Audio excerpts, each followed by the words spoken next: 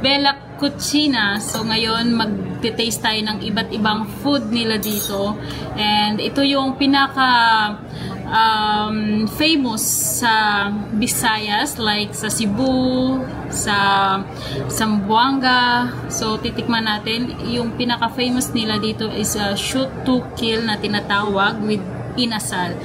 So mayroon dito guys, ito yung sugba na tinatawag. And ito yung tinola, ito yung kinilaw, at ito yung chicken inasal. So, ngayon, titikman natin isa-isa yung food dito. And, unahin natin tong sinugba. Wow. You see guys, grabe, sobrang, parang ang sarap. Pag tinignan mo, ang sarap-sarap na. So, tikman natin. And, yan. Tayo ng isa. So, mayroong ding rice, guys. Mayroon siyang garlic.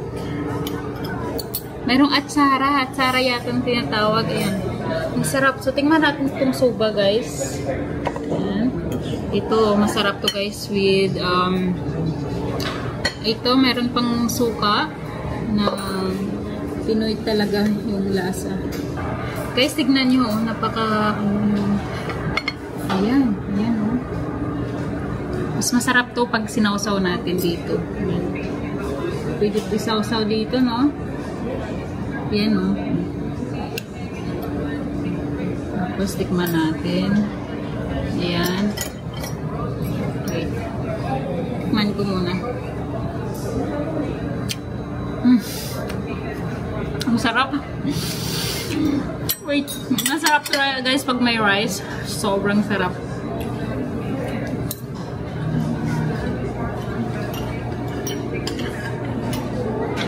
Guys, with rice. Ito yung sugba nila na sarap.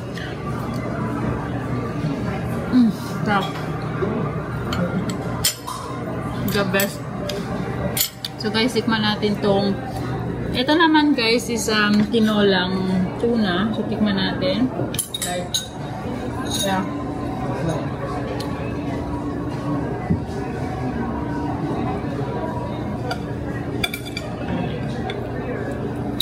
Pata ng sabaw. Look guys, meron siyang tomato, may mga lemon, may sili. So, tikman natin yung sabaw. Tikman natin.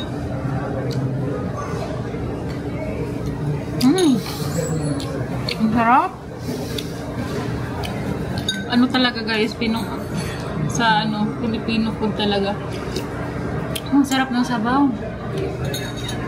Ang soft. So, ito, tikman natin itong isa. Ito, kinilaw yata. Kinilaw na. Tikman natin. So, kung gusto nyo nang lagyan ng lemon, ito. Ito din. So, tikman natin. I think kailangan ng rice din to.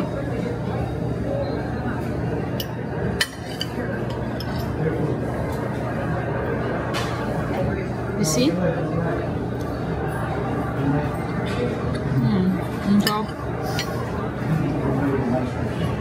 Nagmimix yung onion, ang fresh, sobrang fresh. Guys, sobrang fresh to. Walang sobrang fresh. Pag kinain mo siya, nagmo-moist sa mouth mo. Tapos, ayan, ito, inasal. I think this is my favorite guys, inasal. Kasi mahilig ako sa chicken. So, tikman natin. Like, so, we try this one. Kuha. Parang alam nyo yung guys, yung mang inasal sa Pinas, same talaga. Grabe napaka, yan. Juicy. Sobrang juicy. And yan. May sausawan guys. Tikman natin. Sausawan. And lemon.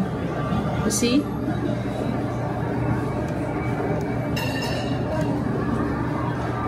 Guys, mahilig ako sa lemon pag nag-ano ako ng chicken. So, mag-rice tayo. Lagyan natin ng rice. Look, sobrang juicy.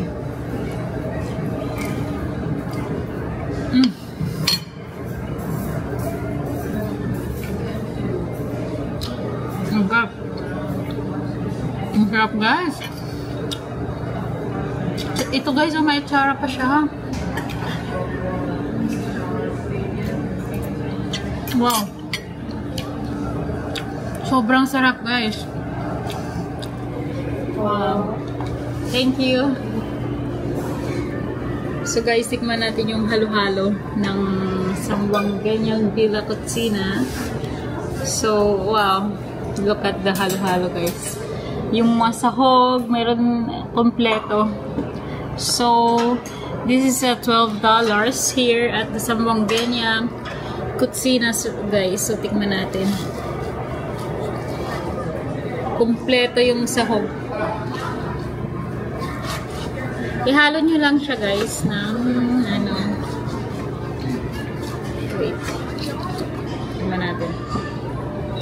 Perfect to sa summer kasi ngayon summer pa lang. So, kung gusto nyo maghalo-halo, punta lang kayo dito sa Sambuangueña Villa Cocina. Ang sarap. Grabe. Mayroon pang ano, yung langka. May ube lahat. Kompleto, guys.